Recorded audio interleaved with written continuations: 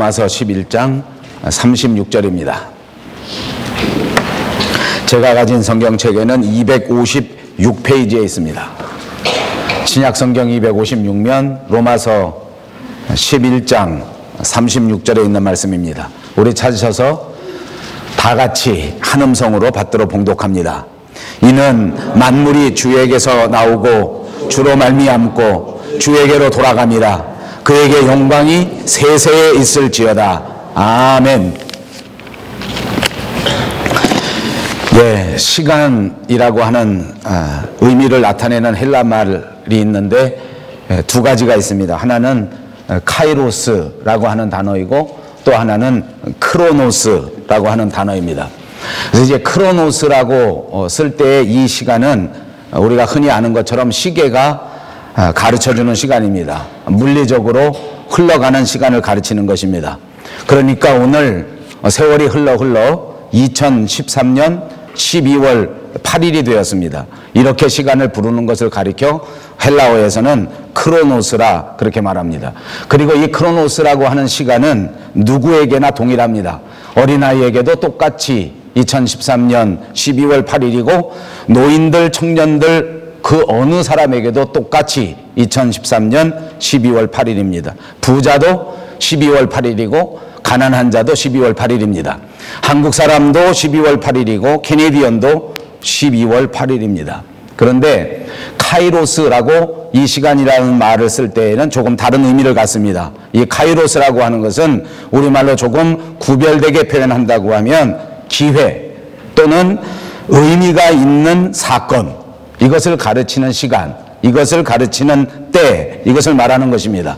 성경에 들여다보면 카이로스라고 시간을 표현한 적이 많습니다. 고린도 후서 6장 2절 우리가 잘 아는 대목에 보면 보라 지금은 은혜 받을 만한 때요, 보라 지금은 구원의 날이다. 이때의 때나 이때의 날은 그냥 흘러 지나가는 크로노스의 시간이 아니고 카이로스라고 하는 특별한 의미를 갖고 있는 특별한 사건을 담고 있는 시간을 가리킬 때에 카이로스라 이렇게 말하는 것입니다.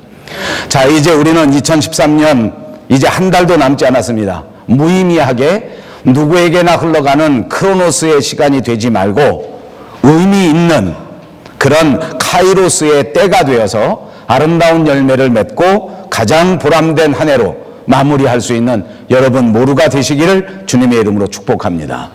오늘 우리는 로마서 11장 36절에 도달하였습니다. 이제 이 마지막 대목을 마지막으로 해서 로마서는 교리적이고 이론적인 부분에 대해서 끝을 내게 됩니다. 그리고 이제 다음 주 계속되어질 12장부터는 그리스도의 생활, 그리스도인들의 생활면에 대하여 계속해서 나오게 될 것입니다.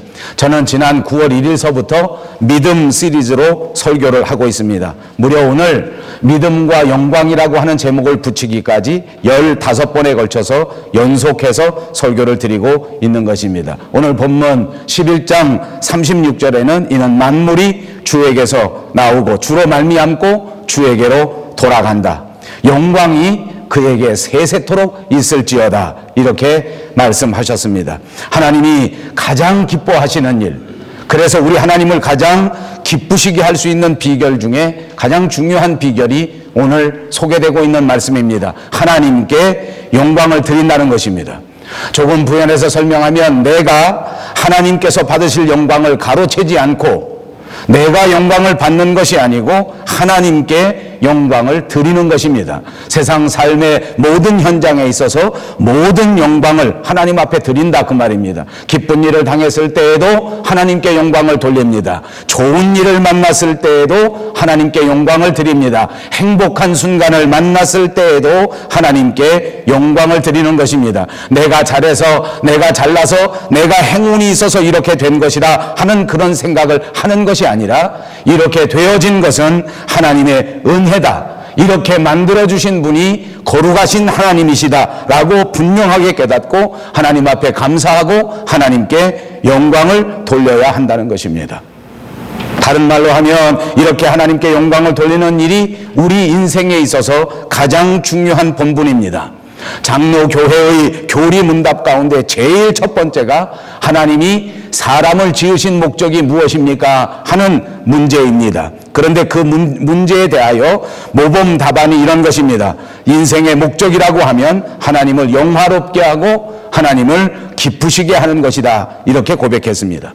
그러니까 인간의 존재의 의미, 인간의 존재의 목적은 하나님을 영화롭게 하고 하나님께 영광을 돌리고 하나님을 기쁘시게 하는 것이다 라고 고백한 것입니다. 이 사실을 꼭 믿으시기를 바랍니다. 주변에 있는 분들과 인사합니다. 하나님께 영광 되시기를 바랍니다.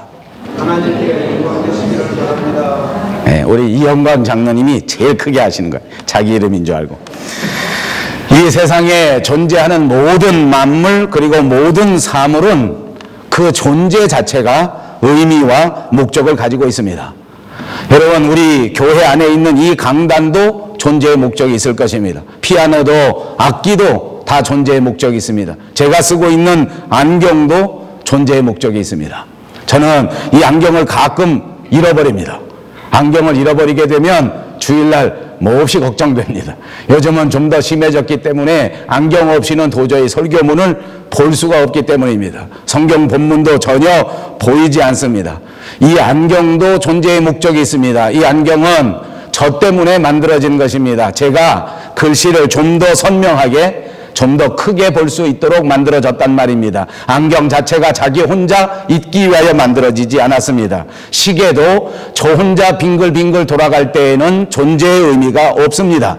시계가 아닌 사람들로 하여금 지금이 몇 시인가를 가르쳐주기 위하여 시계가 존재하는 것입니다. 마찬가지로 우리 인간, 우리 사람 한 사람이 존재의 목적이 있습니다. 사람 스스로 이 세상에 태어나고 사람 스스로 자라나고 사람 스스로 시집가고 장가가고 자식 낳고 그리고 사람 스스로 돈 버는 데에 그 목적이 있는 것이 아니라 오늘 말씀드린 것과 같이 저와 여러분 사람이라고 하면 이 존재의 목적이 하나님께 영광을 돌리고 하나님을 기쁘시게 하는 데 있다는 사실을 꼭 믿으시기 바랍니다. 여러분, 사진을 찍는 카메라가 초점을 맞추지 못한다고 하면 그 사진은 답답한 사진밖에 되지 않습니다. 선명하게 나오지 못한다고 하면 그 사진도 의미가 없을 것입니다. 이 사진이 잘 나오게 하는 비결이 무엇입니까? 분명하게 초점을 맞추어야 합니다. 포커스를 정확하게 맞출 때에 그 사진이 선명하게 나오는 것 아닙니까? 우리 인생의 목적에 분명하게 포커스를 맞추고 초점을 맞춘다면 아마도 저와 여러분의 인생 그리고 우리가 섬기는 이 아름다운 교회의 모든 목적을 달성할 수 있는 결정적인 비결이 된다는 것을 꼭 아시기 바랍니다. 그러므로 인간이 하나님께 영광을 돌린다고 하는 것은 우리 인생에 초점을 맞추는 것과 똑같은 일입니다.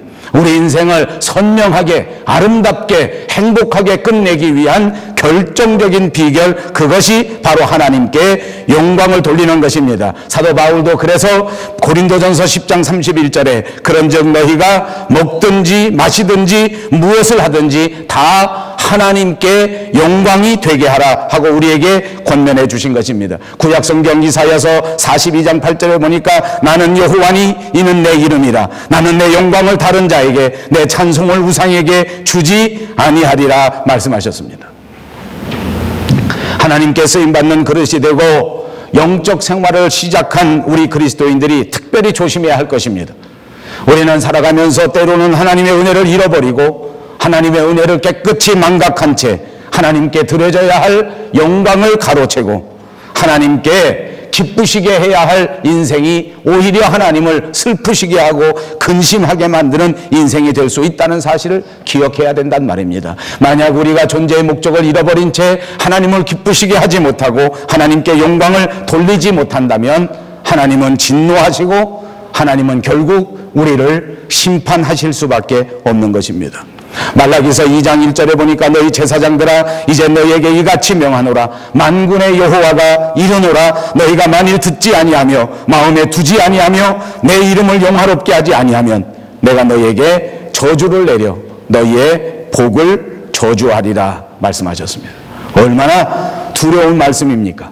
하나님의 이름을 영화롭게 하지 않으면 하나님께서 우리에게 복을 내리지 않는단 말입니다. 하나님을 영화롭게 하지 않으면 우리가 받았던 복조차도 하나님께서 복이 되지 않게 만든다는 것입니다. 하나님께 감사하고 하나님께 영광 돌리는 일 결단코 잊지 말아야 할 중요한 일입니다.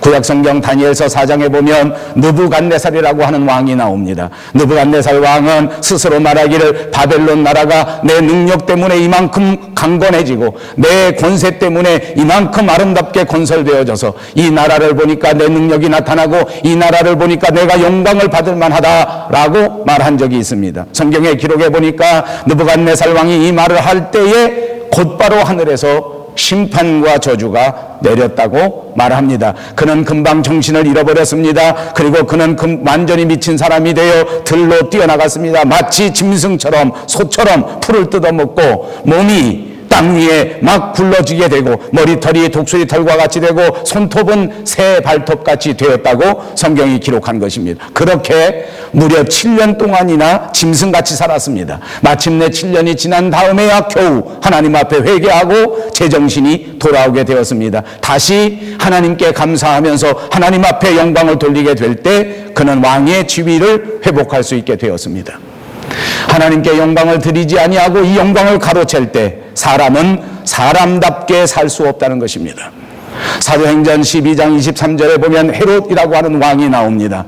그 헤롯 왕에 대해서 백성들이 나타나 간신처럼 말을 합니다. 왕이시여, 왕은 마치 하나님과 똑같습니다. 왕이 말씀하시는 소리를 들으면 그것이 하나님의 소리와도 똑같습니다. 이렇게 찬양하였습니다.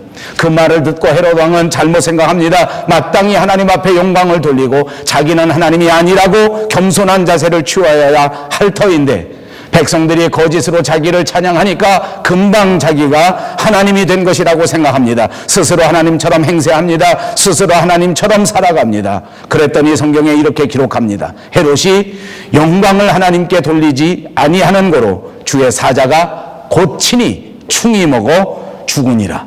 그 자리에서 창이 터지고 창자가 터져서 썩어가면서 즉사하고 말았습니다. 사랑하는 여러분, 그러므로 우리가 세상을 살아갈 동안 언제나 조심해서 하나님 앞에 기쁨을 드리고 하나님 앞에 영광을 돌릴 수 있는 삶을 살아야 될 줄로 믿습니다. 칭찬을 받을 때마다 조심하십시오. 좋은 일 생겨질 때에도 조심하십시오. 어려운 일 만났을 때에도 결단코 조심하시기 바랍니다. 이것은 내가 주장할 수 있는 것이 아니다. 이것은 내 것이 아니다. 이것은 어차피 하나님께서 우리에게 주시는 것이다. 그러므로 영광을 받으실 만한 모든 것들은 하나님께서 영광을 받으셔야 하고 그 어떤 어려운 형편 속에서도 나는 불평하거나 좌절할 것이 아니라 하나님을 바라보면서 하나님의 뜻이 어디에 있는가를 찾아내는 것, 그것이 그리스도인의 삶이요, 그것이 오늘 저와 여러분이 인생을 행복하게 살아가는 결정적인 비결이 된다고 하는 사실을 꼭 기억하시기를 바랍니다. 위대한 사도 바울은 그래서 언제나 이렇게 간증합니다. 나 된 것은 하나님의 은혜로다. 여러분도 한번 해보십시오. 나의 나 된 것은 오직 하나님의 은혜다. 고린도전서 1장 26절에서 29절에 보면 형제들아 너희를 부르심을 보라. 육체를 따라 지혜 있는 자가 많지 아니하며 능한 자가 많지 아니하며 문볼 좋은 자가 많지 아니하도다. 그러나 하나님께서 세상에 미련한 것들을 택하사 지혜 있는 자들을 부끄럽게 하려 하시고 세상에 약한 것들을 택하사 강한 것들을 부끄럽게 하려 하시니 하나님께서 세상에 천한 것들과 멸시받는 것들과 없는 것들을 택하사 있는 것들을 폐하려 하시나니 이는 아무 육체라도 하나님 앞에서 자랑하지 못하게 하려 하심이라. 그렇습니다. 우리는 언제나 약하고 무능하고 못나고 멸시받을 수밖에 없는 존재였는데 하나님께서는 우리를 통하여 영광을 받으시기 위하여 우리를 골라내셨습니다. 우리를 선택하셨습니다. 그리고 우리에게 새 힘과 새 능력을 주셨습니다. 우리에게 이만큼 살아갈 수 있는 은혜를 주셨습니다. 이 사실을 잊지 마시기를 바랍니다. 스스로 된 것으로 여기고 스스로 잘난 체하고 스스로 자기의 능력으로 이만큼 됐다고 자랑하면서 하나님의 영광을 가로챈다면 우리는 하나님 앞에 부족한 존재가 될 수밖에 없고 복을 받았다가도 다시 저주와 심판에 빠질 수밖에 없는 존재가 된단 말입니다. 그러므로 사랑하는 여러분, 무슨 일에든지 언제든지 즉시 하나님을 떠올리시고 하나님께 감사하시고 하나님께 영광을 돌리시는 우리들이 꼭 되시기를 바랍니다. 오늘 저는 하나님께 영광 돌리는 길을 한번 생각해 보려고 합니다. 어떻게 하는 것이 하나님께 영광을 돌리는 것인가? 첫째, 아멘 할 때 하나님께 영광이 돌아가는 것입니다. 다 같이 해보십시다. 아멘 할 때 하나님이 영광을 받으십니다. 아멘. 아멘. 이 말은 진실로 그렇습니다 하는 뜻입니다. 또 다른 말로 한다면 아멘, 이 말은 그렇게 되어지기를 바랍니다 라는 뜻입니다. 하나님의 말씀에 대하여 아멘 합니다. 아멘, 그게 맞습니다. 그렇게 되어지기를 바랍니다. 그럴 때 아멘 하는 것입니다. 이렇게 아멘 할 때 하나님께서 영광을 받으시고 하나님께서 기뻐하십니다. 믿습니까? 아멘. 여러분이 이렇게 아멘 할 때 하나님께서 기뻐하신다는 것입니다. 그리고 그것이 하나님께 영광이 된단 말입니다. 고린도후서 1장 20절에 보니까 하나님의 약속은 얼마든지 그리스도 안에서 예가 되니 그런즉 그로 말미암아 우리가 아멘하여 하나님께 영광을 돌리느니라. 하나님 앞에 순종하고 하나님 앞에 예하고 고백할 때에 하나님께서 영광을 받으신단 말입니다. 여러분, 아멘은 누가 할 수 있는지 아십니까? 아멘은 믿음이 있어야 고백할 수 있는 말입니다. 믿음이 있어야 아멘 할 수 있습니다. 믿음이 없으니까 아멘 하기가 어렵습니다. 아멘 하고자 하는 마음이 생겨지지 않습니다. 아멘 하기가 부끄럽지 않습니까? 그러나 믿음이 있다면 하나님의 말씀에 얼마든지 아멘 할 수 있는 줄로 믿습니다. 제가 목회를 해보니까 제가 설교할 때 아멘 하는 분들은 저를 믿는 사람들이더라고요. 저를 믿지 않는 사람은 죽어도 아멘 안 해. 그래도 안 해? 아바지. 믿어야 아멘이 나오는 거예요. 믿어야 아멘. 그러니까 아멘 하면 믿음을 표시하는 것입니다. 믿음을 고백하는 것입니다. 사랑하는 여러분, 하나님은 우리에게 분명히 약속해 주셨고 신실하셔서 그 약속을 이루어 주신다는 사실을 믿으시기를 바랍니다. 아멘, 아멘. 주님의 약속에 언제나 아멘 하는 여러분 되시기를 축복합니다. 겸손하게 주님이 우리에게 주시는 말씀에 아멘 할 때에 하나님께서 여러분을 통하여 큰 영광 받으시게 되는 것입니다. 두 번째로는 찬송할 때 하나님이 영광을 받으십니다. 또 한번 따라 하십시다. 찬송할 때 영광을 받으십니다. 시편 22편에 보니까 찬송은 입술의 열매라 말씀하셨습니다. 하나님은 이스라엘의 찬송 중에 거하시는 분이라고도 말씀하셨습니다. 찬송할 때 하나님이 기뻐하시고, 찬송할 때 하나님이 영광 받으시고, 찬송할 때 하나님이 함께 거하여 주신다는 것입니다. 여러분, 우리 입에 어떤 노래가 있는가, 우리가 어떤 노래를 부르는가, 하나님이 가장 큰 관심을 가지신다는 것입니다. 우리가 무슨 노래를 부르는가 하나님이 귀를 쫑긋 세우시고 아주 유심히 그 노래를 들으신다는 것입니다. 만일 우리가 세상적인 노래를 부르고, 만일 우리가 돈 타령이나 하고, 만일 우리가 그냥 쾌락의 타령만 하면서 하나님 앞에 노래를 부른다면 우리 노래에 귀를 기울이시는 주님이 그 소리를 듣고 매우 안타까워하신다는 것입니다. 그러나 하나님이 관심을 가지고 우리 입술에 노래를 듣기 시작했는데 그 노래를 보니까 하나님을 찬양하고 하나님의 은혜에 감사하고 그러면서 하나님 때문에 얼마든지 기뻐한다고 노래를 부른다면 그러면 하나님이 얼마나 기뻐하시겠는가. 여러분, 그래서 성경이 우리에게 권면합니다. 언제나 새 노래로 여호와께 노래하라. 새 노래로 여호와께 감사하며 찬양할 때에 하나님이 영광을 받으시기 때문입니다. 어떤 사람이 재밌는 이야기를 이렇게 합니다. 사람을 판단할 때에는 그 사람이 부르는 노래를 가만히 들어보라. 여러분, 저도 요즘에 즐겨 듣는 노래가 있습니다. 이곳에 와서 보니까 옛날 들었던 노래들이 그렇게 다 새롭고 좋더라고요. TV 방송에 보니까 제가 젊었을 때 시절의 노래를 리메이크해서 부르는 프로그램들이 요즘 많더라고요. 70, 80, 불후의 명곡 이런 걸 보니까 얼마나 재밌는지 몰라요. 제가 불후의 명곡을 열심히 봤어요. 왜냐하면 여태까지 젊은이들이 노래를 부를 때 보면 전혀 이게 무슨 소리인지 무슨 노래인지 무슨 음조인지 이거 전혀 모르다가 제가 아는 노래를 젊은 가수가 부르니까 제가 깜짝 놀라서 젊은 가수들이 이렇게 노래를 잘하는 줄은 저는 이 텔레비 보고 알았습니다. 요즘 보니까 뭐 에일리 무슨 뭐 알리, 주로 이 리자 들어가는 애들이 노래를 보통 잘하는 게 아니고 우리 때 하던 노래를 얼마나 잘하는지 막 열심히 봤어요. 또 찾아서 봅니다. 다시 보기가 있으니까 옛날 거 다시 찾아서 제가 좋아하던 노래 송창식, 윤영주 찾아서 일부러 그 프로그램을 찾아서 열심히 봅니다. 한 달 동안 열심히 봤더니 아침에 눈만 뜨면 그 노래가 저절로 나와요. 저절로 나와요. 저만 그렇겠습니까? 저만 그렇겠어요. 여러분, 무슨 노래를 부르느냐 하는 것이 우리의 삶의 형태를 보여주는 거예요. 외로운 사람은 10월의 마지막 밤, 그 노래를 불러요. 언제나. 밴쿠버에 온 사람, 카나다에 이민 온 사람이 제일 많이 부르는 애창곡 뭔지 압니까? 난 참 바보처럼 살았군요.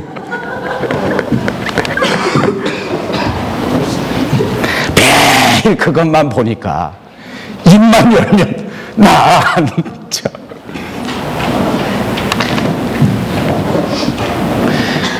매일같이 비관적인 생각만 하면 비관적인 노래가 들어오는 거예요.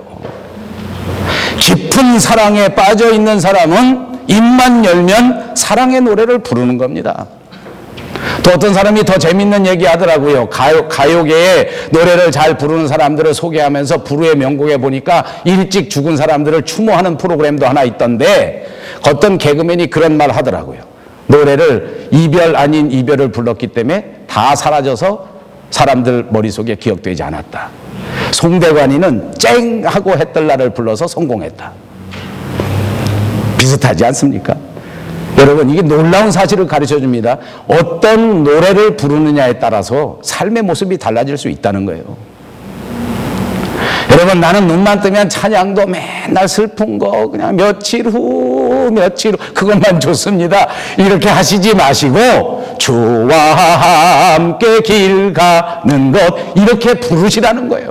날마다 주님과 함께 걸어가는 것, 주님과 함께 한 걸음 한 걸음 다가가는 것, 노래를 바꾸어 버리면 여러분의 심령의 상태도 바꾸어질 줄로 믿습니다. 불평과 원망의 노래를 던져버리시고 찬양과 감사의 노래로 여러분의 입술의 노래를 바꾸시기를 축복합니다. 하나님께서는 노래를 좋아하시기 때문에 우리가 바꾸어 부르는 그 노래를 들으시고 기뻐하시고 영광 받으시고 그대로 만들어 주실 줄로 믿습니다. 마태복음 15장 18절에 보니까 입에서 나오는 것들은 마음에서 나온다 그랬습니다. 이 모든 것들이 우리를 더럽게 한다 그렇게 말씀하시지 않았습니까? 우리 마음속에서 나오는 노래를 아름답게 하고 깨끗하게 하고 선하게 한다고 하면 하나님께서 우리를 축복하셔서 우리를 아름답게 하시고 우리를 거룩하게 하셔서 마땅히 하나님 앞에 영광 돌릴 수 있는 성도로 만들어 주실 것을 믿습니다. 세 번째로는 예배 드릴 때 영광을 받으십니다. 또 해보십시다. 예배 드릴 때 영광을 받으십니다. 요한복음 4장 22절에 보니까 하나님은 영과 진리로 예배하는 자들을 찾으신다 하셨습니다. 예배 드릴 때 하나님이 가장 기뻐하시는 것은 영으로 드리는 것입니다. 진리 가운데 말씀 가운데 예배하는 것을 가장 기뻐하십니다. 이때에 하나님께서 영광을 받으시는 것입니다. 여러분 기억하십니까? 구약시대에는 하나님 앞에 와서 예배를 드릴 때 정말 복잡했습니다. 짐승을 가져와야 합니다. 왜냐하면 제사를 드려야 하기 때문입니다. 곡식을 가져와야 합니다. 그 종류별로 가져와야 합니다. 왜냐하면 내가 오늘 드리는 예배의 종류에 따라서 우리가 바치는 모든 제물들이 다르기 때문입니다. 그러다가 신구약 중간시대에 오면 회당 예배가 생깁니다. 그러나 여전히 예루살렘 성전에 와서 예배를 드려야만 했었습니다. 그러다가 예수님이 오신 신약시대에 와서 예배는 정말 결정적으로 달라졌습니다. 이제는 더 이상 제물이 필요 없습니다. 이제 더 이상 곡식이 필요 없습니다. 이제 더 이상 짐승의 피가 필요 없습니다. 예수 그리스도가 십자가 위에서 단번에 드리신 그 아름다운 제물을 통하여 우리는 마음껏 하나님 앞에 예수 십자가를 의지하고 예배드리게 된 것입니다. 이제는 성전에 나오지 않아도 됩니다. 내가 있는 그곳 어느 곳에서든지 하나님 앞에 깊이 예배하며 깊이 대화하며 깊이 교제할 수 있게 된 것입니다. 그러므로 사랑하는 여러분, 날마다 십자가를 의지하시고 예수 그리스도의 공로를 의지하셔서 하나님께 나아가십시오. 그 예배를 하나님이 가장 기뻐하시고 그 예배를 통하여 영광을 받으시는 줄로 믿습니다. 네 번째로는 감사할 때 영광을 받으십니다. 또 입으로 한번 해보십시다. 감사할 때 영광을 받으십니다. 시편 50편 23절에 보니까 감사로 제사를 드리는 자가 나를 영화롭게 한다고 노래하셨습니다. 그렇습니다. 감사로 예배를 드리는 자를 하나님께서 가장 기뻐하시고 감사로 예배를 드리는 그 자체가 하나님 앞에 영광을 돌리는 것입니다. 여러분 감사하십니까? 감사하십니까? 예, 지극히 정상적인 사람들입니다. 여러분 행복하십니까? 아멘. 지극히 정상적인 것입니다. 때로는 행복하지 않습니다. 때로는 머리가 복잡합니다. 뭡니까? 비정상입니다. 명심하십시오. 비정상입니다. 때로는 감사할 일이 없습니다. 괘씸합니다. 뭡니까? 비정상입니다. 우리가 정상으로 돌아온다면 처음 여러분이 대답한 것처럼 다 감사합니다. 여러분 남편 한번 생각해 보십시오. 감사하십니까? 아멘. 정상입니다. 여러분 아내를 한번 머릿속에 떠올려 보십시오.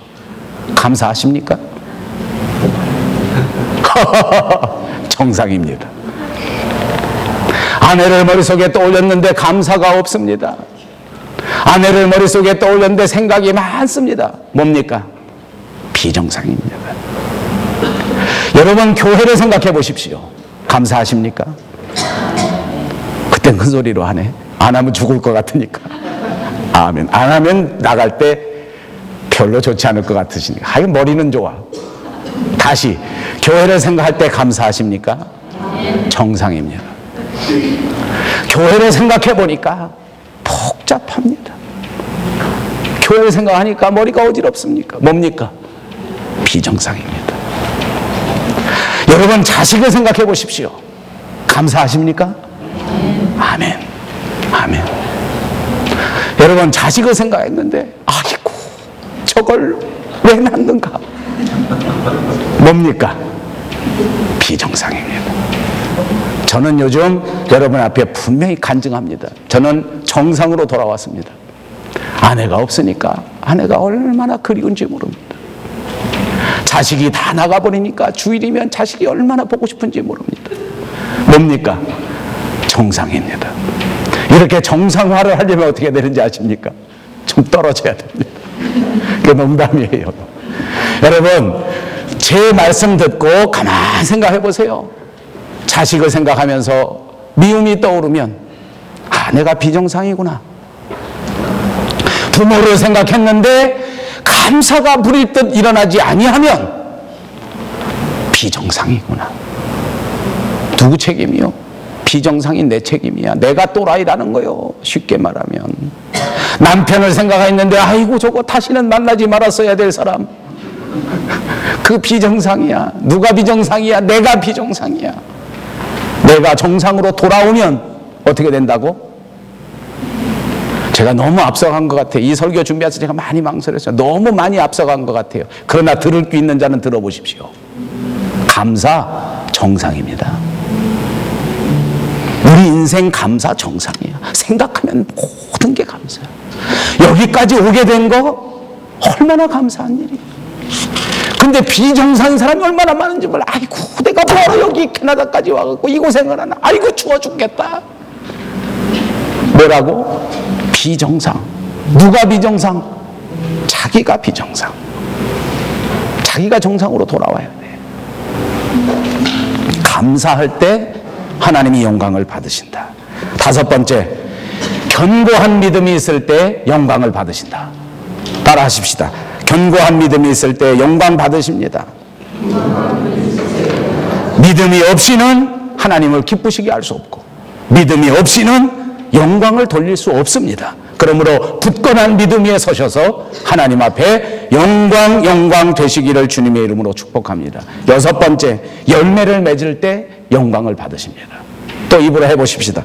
열매를 맺을 때 영광을 받으십니다. 내가 네 번째 할 때 이제 끝이겠구나 그러셨지요.